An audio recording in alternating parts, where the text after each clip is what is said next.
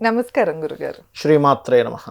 గురుగారు, మనమైతే ఒక్కొక్క రాశికి సంబంధించిన క్షేత్ర దర్శనం గురించి అయితే మాట్లాడుకుంటూ వస్తున్నాము. అవునండి. ఇప్పుడొచ్చేసి మనం కుంభరాశి దగ్గర ఉన్నాం. యాహ్! ఈ కుంభరాశి వారికి అసలు టైం బాలేదు. ప్రస్తుతం ఏలినాటి శని కూడా నడుస్తూ ఉంది. సో, అవునండి. ఎలా అయినా అంటే వివాహం కోసం ప్రయత్నం చేస్తున్నా, సంతానం కోసం చేస్తున్నా, లేకపోతే జీవితంలో అభివృద్ధి కోసం ప్రయత్నం చేస్తున్నా కూడా వీళ్ళు ఏ క్షేత్రాన్ని దర్శించుకుంటే వీళ్ళ జీవితం అంతా బావుంటుందో తెలియజేస్తారా గురుగారు?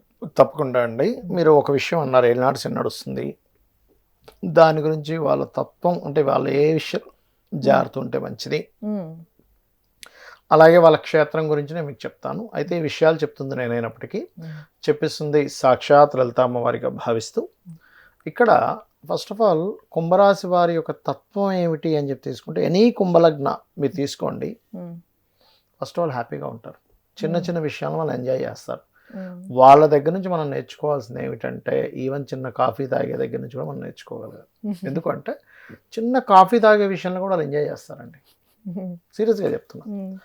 ఎందుకంటే న్యాచురల్ 11th లగ్న అది. Natural 11th house. 11th house ఏంటంటే ఎంజాయింగ్ హౌస్ అంటారు దాన్ని జ్యోతిష్ శాస్త్రంలో. సో అందుకని వాళ్ళు ఒక రకంగా చెప్పాలంటే వైరాగ్యం అంటారు చూసారా, వైరాగ్యానికి అందరూ ఏమనుకుంటారు వైరాగ్యం అంటే మీ దృష్టిలో ఏంటి అని వదిలేయడం అనుకుంటారు. అవును. కానీ వైరాగ్యము అంటే అర్థం ఏమిటంటే హ్మ్. ఉన్న దాంట్లో సంతృప్తిగా ఉండడం, హ్మ్. ప్రతి దాన్ని ఎంజాయ్ చేయడం. వీళ్ళ దగ్గర నుంచి మనం అది నేర్చుకోగలగాలి. ఓకే. సక్సెస్ ఎలా తీసుకెళ్ళాలి, ఏదైనా ఒక విషయాన్ని ఎలా సక్సెస్ చేయాలనేది వీళ్ళకి బాగా తెలుసు. హ్మ్. సక్సెస్ రూట్ బాగా ఉంటుంది వీళ్ళ దగ్గర. ఎన్ని కష్టాలు వచ్చినా బయటికి చెప్పుకోరు. ఈ హ్మ్. ఈ యొక్క అంటే కొంతమంది చిన్న చిన్న విషయాలకి నేను కొంతమందిని చూసా. హ్మ్. ఎలా అంటే యూఎస్లో బతుకుతున్నారు. ఒక 20,00,000 శాలరీ వస్తుంది. ఇక్కడ ఒక 4 ఇల్లులు ఉన్నాయి. అయినా కూడా ఏమండి గురువుగారు నా జీవితం ఇంతేనా అనే వాళ్ళు నేను చాలామందిని చూసాను. హ్మ్. ఇదేమిటా నీకు 4 బిల్డింగ్లు యూఎస్లో ఒకటి 2 ఉన్నాయి. హ్మ్. హైదరాబాద్లో 4 ఉన్నాయి. ఒక 20,00,000 సంపాదిస్తున్నావు. మీ భార్య ఒక 10,00,000 సంపాదిస్తుంది. హ్మ్. 30,00,000 నెలకు వస్తున్నాయి. ఇంకేమిటి అంటే హ్మ్. సంతృప్తి లేని వ్యక్తి అలా ఉండేవాళ్ళని నేను చూశాను. కుంభలగ్నం ఆర్ కుంభరాశి వాళ్ళని స్పెసిఫిక్గా నేను చూసింది ఏంటంటే సక్సెస్ రూట్ హ్మ్. ఉన్న దాంట్లో ఆనందించడం వీళ్ళ నుంచి మనం నేర్చుకోవాలనిపిస్తుంది ఎప్పుడు కూడా. That is the best thing in కుంభరాశి. హ్మ్. అయితే వీళ్ళు దేనికి బద్దులు అవ్వకూడదో చెప్తాను నేను మీకు. హ్మ్. ఎమోషన్స్కి కనెక్ట్ అవ్వకూడదు ఎక్కువగా. ఎక్కువ ఎప్పుడైతే ఎమోషన్కి కనెక్ట్ అయ్యారు, మీరు ఎనీ కుంభలగ్న తీసుకోండి, హ్మ్. తల్లితో ఏదో తెలియించిన ఘర్షణ ఉంటుందండి వాళ్ళకి లైఫ్లో. ఓకే. ఏదో తెలియని ఒక హ్మ్. ఒక మానసిక ఇది ఆ మిస్‌అండర్‌స్టాండింగ్. డిస్సాటిస్ఫాక్షన్ ఏదో తెలియదు. తల్లికి ఉంటుంది, ఈవిడికి ఉంటుంది. ఏదో సంథింగ్ ఆ! అమ్మాయికి కావచ్చు, అబ్బాయికి కావచ్చు. ఆ ఇది ఉంటుంది. దాని నుంచి కొంచెం బయటపడగలగాలి. ఎందుకంటే దట్ ఈస్ ద కర్మ. ఓకే. ప్రతి జాతకానికి ఒక జాతకుడు ఒక లగ్నంలో జన్మించాడు అంటే హ్మ్. పర్టికులర్‌గా ఒక విషయాన్ని అనుభవింపజేయడానికి పుడతాడు. మనం అనుకుంటే ఏదో పుట్టేసాడు, తల్లి ఇలా ఉంది, తండ్రి ఇలా ఉంది, అన్నదమ్ములు ఇలా ఉన్నారు, హ్మ్. లేకపోతే ఫ్రెండ్స్ ఇలా పుట్టారు, లేకపోతే ఇలా అనుకుంటుంటారు. ఈ విషయంలో జాగ్రత్తగా ఉండాలి. అయితే ఇందాక మీరు ఒక మాట అన్నారు ఏలినాటి శని. హ్మ్. అవును ఏలినాటి శని గురుగారు. విషయంలో ఈ విషయంలో జాగ్రత్తగా ఉంటే సరిపోతుంది అని ఉంటుంది ఎప్పుడు కూడా ఏలినాటి శని. అవును. 12th lord is in second house ఆ! ప్రజెంట్ ఇప్పుడు వీళ్ళకి. హ్మ్. అంటే వీళ్ళు ఏదైనా ఇన్వెస్ట్మెంట్ విషయంలో ధనం పెట్టే విషయంలో, హ్మ్. ఖర్చు పెట్టే విషయంలో కొంచెం జాగ్రత్తగా చూసుకొని ఖర్చు పెట్టగలిగితే ఏలినాటి శని మిమ్మల్ని ఏమీ చేయదు. ఓకే. కుంభరాశి వాళ్ళకైతే. కుంభరాశి వారికి హ్మ్. ఇది ప్రధానంగా గుర్తుపెట్టుకోవాలి. నవంబర్ 25th వరకు ఎటువంటి పార్ట్నర్షిప్స్ కానీ వివాహ నిర్ణయాలు కానీ తీసుకోకూడదు. ఓకే. ఇది. ఇక హ్మ్. మనం క్షేత్రం దగ్గరికి వద్దాం. హ్మ్. క్షేత్ర సంబంధించినటువంటి విషయం కనుక మనం చూసుకున్నట్లయితే ఇట్స్ వెరీ క్లియర్. హ్మ్. వీళ్ళు ఎక్కువగా అమ్మవారి క్షేత్రాలకు వెళ్ళాలి. ఓకే. కంచి కామాక్షి, మధుర మీనాక్షి, హ్మ్. లలిత అమ్మవారికి సంబంధించిన క్షేత్రాలు, దుర్గా క్షేత్రాలు హ్యాపీగా ఓకే. వెళ్ళొచ్చు. ఓకే. ఇప్పుడు పర్టికులర్గా వీళ్ళకి రాహు రాశిలో సంచరిస్తున్నాడు. హ్మ్. అందుకని వీళ్ళకి దాదాపుగా ఇప్పటి నుంచి ఒక 10 మంత్స్ నుంచి ఉన్నాడండి. ఓకే. ఈ హ్మ్. రాహువు నవంబర్ 25th వరకు ఉంటాడు. హ్మ్. 18 మంత్స్ ఉంటాడు యాక్చువల్గా. 18 ఓకే. మంత్స్లో 1 ఇయర్ దాదాపుగా అయిపోయింది. 1 ఇయర్ చేంజ్ అయిపోయింది. ఓకే. మీరు గమనిస్తే కనుక ఎనీ కుంభలగ్న హ్మ్. ఈ 1 ఇయర్లో వాళ్ళ అనుభవం ఏంటంటే వీళ్ళకి ఖచ్చితంగా ఏదో ఒక నెగటివ్ ఎఫెక్ట్ వీళ్ళకి లైఫ్లో వచ్చిపోతుంది. ఓకే. ఇప్పటి వరకు రాలేదంటే నవంబర్ 25th లోపలైనా పోతుంది. అంటే ఏదో గాలి ఏదో తొక్కాము ఎక్కడో, హుహు. లేకపోతే ఏదో ఒక సంథింగ్ నాకేదో ఎఫెక్ట్ అయ్యి ఒక మాయలా జరిగిపోయింది అనేది ఓకే. ఖచ్చితంగా వీళ్ళు చూస్తారు. కుంభలగ్న ఆర్ కుంభరాశి. ఓకే. ప్రేక్షకులు కావాలంటే మీరు కామెంట్ పెట్టుకోవచ్చు. అంటే సంథింగ్ హ్మ్. ఏదో బ్లాక్ మ్యాజిక్ జరిగిందా, లేకపోతే ఓకే. ఏదో సంథింగ్ అక్కడ ఎవరు చనిపోయారు, ఆ యొక్క గాలి ధూళి ఏదైనా సోకిందేమో, ఓకే. నెగెటివ్ ఎనర్జీ వీళ్ళనేదో ఏదో ఒకటి. చేస్తుందని కాదు. హ్మ్. దాని గురించి మనం ఒక వీడియో కూడా చేద్దాం. హ్మ్. అసలు యాక్చువల్గా ఎవరైనా ఇంట్లో గనక ఇలాంటివి జరిగితే ఏంటనేది మనం నెక్స్ట్ ఎపిసోడ్లో ఎప్పుడైనా చేద్దాము. నేను ఆ ఓకే. పరికరం కూడా తెస్తాను, ఎలా చేయాలనేది మేము లైవ్లో మీకు చేసి చూపిస్తాను. ఓకే ఎందుకంటే గురుగారు. చెప్పిన దానికంటే కూడా మనం ప్రాక్టికల్గా చేసి చూపిస్తే ఇంకా చూపిస్తే ప్రేక్షకులకి ఇంకా క్లారిటీ వస్తుంది. అవును. అది చేద్దాం మనం. తప్పకుండా. అయితే వీళ్ళు ఎక్కువగా అమ్మవారి క్షేత్రాలకి వెళ్ళి అక్కడ విష్ణు సహస్రనామాలు చదవాలి, ఓకే. లేదా లలిత చదువుకోవచ్చు ఆ, ఖచ్చితంగా. వీళ్ళకి చాలా బ్రహ్మాండంగా ఉంటుంది కుంభం వారికి చెప్పాలంటే. ఓకే. ఉమ్, సో కాకపోతే వీళ్ళకి ఏంటంటే ఇప్పుడు ఉండే గోచారం లగ్న రాహు సప్తమ కేతువు కాబట్టి ఎనీ బిజినెస్ ట్రాన్సాక్షన్స్ లేకపోతే సామాజిక విషయాల్లో మాట్లాడే విషయంలోని సోషల్ మీడియాస్లో కొంతమంది ఏవేవో మాట్లాడుతూ ఉంటారు, అవును. వాటి వల్ల వాళ్ళు ఇబ్బంది పడుతూ ఉంటారు. ఓకే. అండ్ అదేవిధంగా వివాహ నిర్ణయాలు, పార్ట్నర్షిప్ సంబంధించిన నిర్ణయాలు November 25th వరకు తీసుకోకూడదని చెప్తా. ఓకే.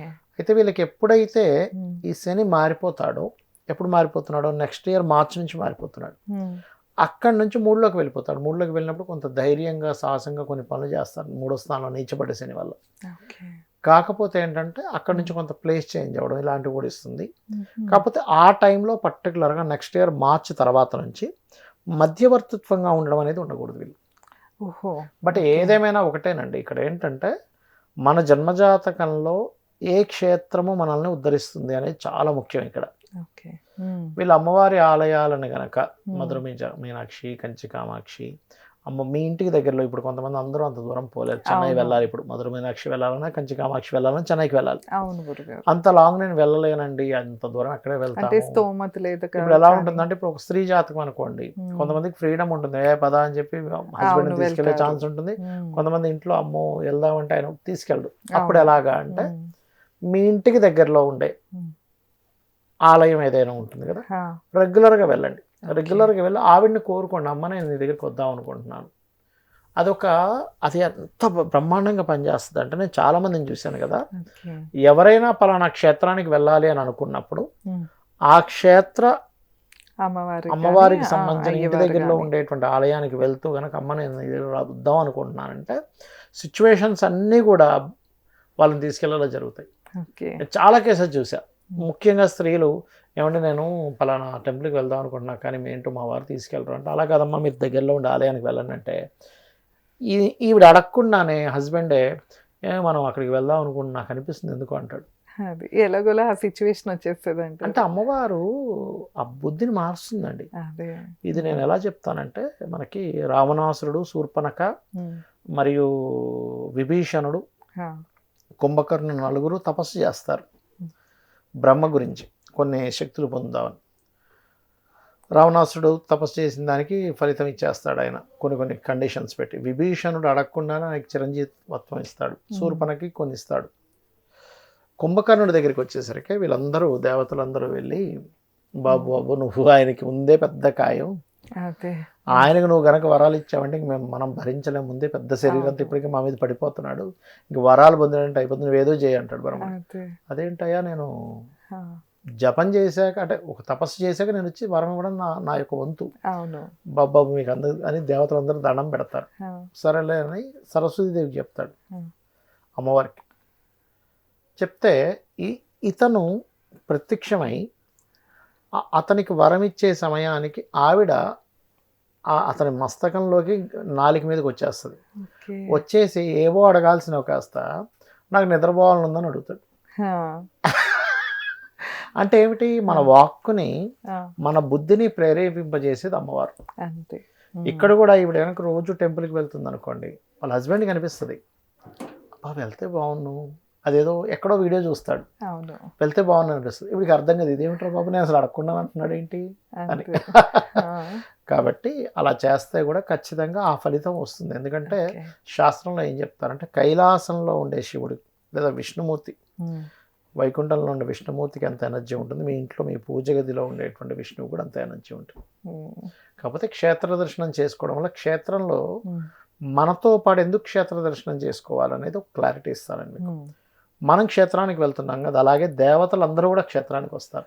ఓకే. ఇంద్రాది దేవతలు, సిద్ధులు, పురుషులు అందరూ వస్తారు, వచ్చి వాళ్ళు దర్శనాలు చేసుకుని వెళ్తూ ఉంటారు. ఎవరైతే నాకు పలానాది అయ్యో అవ్వట్లేదు అని బాధపడే వాళ్ళని వాళ్ళు చూసి జాలిపడి వాళ్ళని అనుగ్రహిస్తారు. ఓకే. అందుకే మీరు ఎప్పుడైనా క్షేత్రానికి వెళ్ళినప్పుడు మీ లైఫ్లో ఏదో ఒక టర్నింగ్ పాయింట్ ఖచ్చితంగా జరుగుతుంది. ఓకే. తప్పకుండా గురుగారు. యా. సో విన్నారు కదా, కుంభరాశికి సంబంధించిన క్షేత్ర దర్శనం గురించి అయితే తెలుసుకున్నాము. ఇంకా మీకు ఏమైనా సందేహాలు ఉన్నాయా, ఎలాంటి సమస్యతో అయినా మీరు ఇబ్బంది పడుతున్నారు, ఒకసారి మీ పర్సనల్ చార్ట్ చూపించుకోవాలి అంటే స్క్రీన్ పైన స్క్రోల్ అయ్యే నెంబర్ని కాంటాక్ట్ చేయొచ్చు. ఇదేనండి ఇవాళ వీడియో. మీకు కనుక ఈ వీడియో నచ్చినట్లయితే లైక్ చేసి, షేర్ చేసి, ఎలా అనిపించిందో కామెంట్ సెక్షన్లో తెలియజేయండి. మరిన్ని ఇంట్రెస్టింగ్ వీడియోస్ కోసం మన ఛానల్ సబ్స్క్రైబ్ చేసుకోండి. ధన్యవాదాలు. నమస్కారం. శ్రీమాత్రే నమః.